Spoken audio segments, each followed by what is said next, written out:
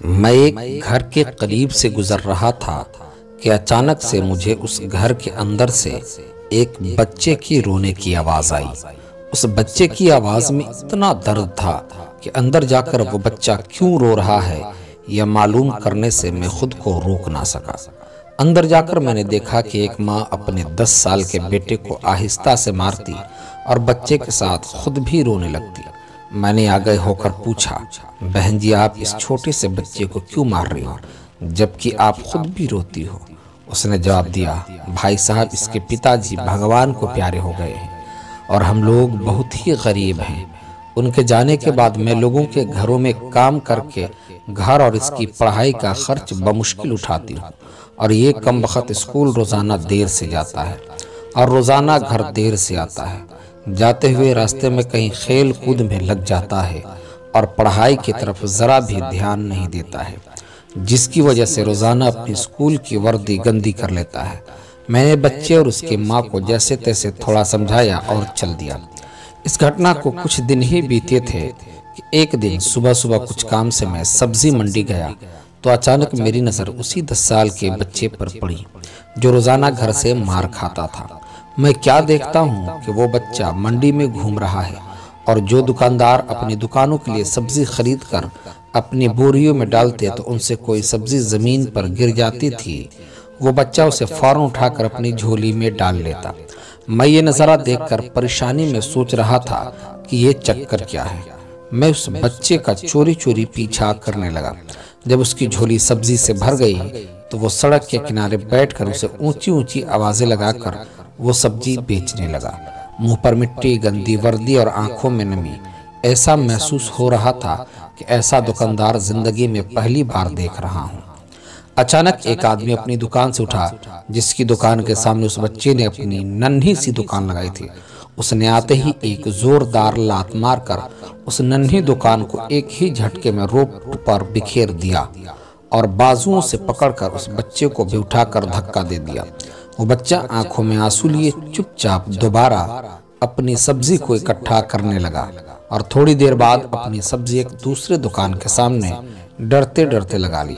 भला हो उस शख्स का जिसकी दुकान के सामने इस बार उसने अपनी नन्ही दुकान लगाई। उस शख्स ने बच्चे को कुछ नहीं कहा।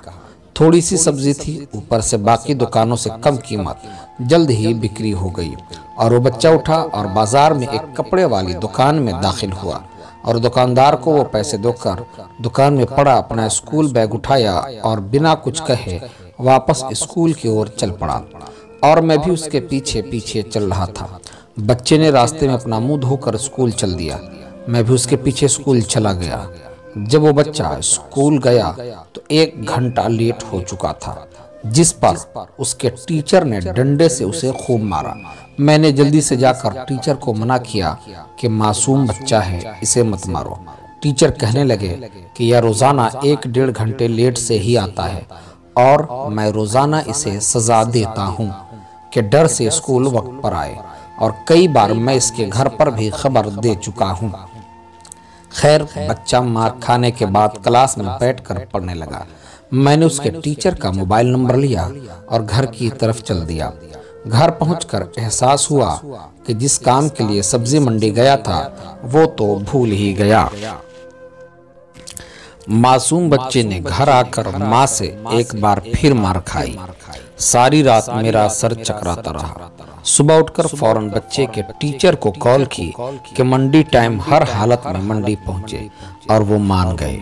सूरज निकला और बच्चे का स्कूल जाने का वक्त हुआ और बच्चा घर से सीधा मंडी अपनी नन्ही दुकान का इंतजाम करने निकला। मैंने उसके घर जाकर उसकी माँ को कहा कि बहन जी आप मेरे साथ चलो, मैं आपको बताता हूँ आपका बेटा स्कूल क्यों देर से जाता है।